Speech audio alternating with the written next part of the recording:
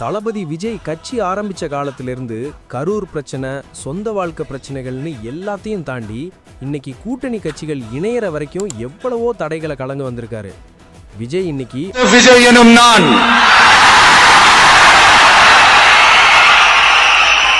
தமிழ்நாட்டு அரசின் முதலமைச்சர் என்ற முறையில்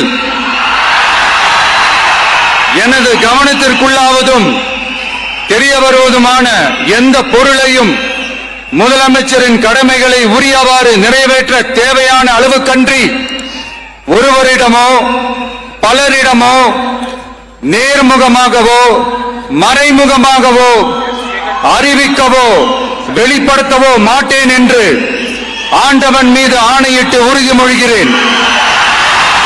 அவரோட என் ஆனந்த், ஆதவ் அர்ஜுனன்னு முக்கியமான 9 அமைச்சர்களும் ஆளுநர் முன்னிலையில பதவி ஏத்துக்கிட்டாங்க.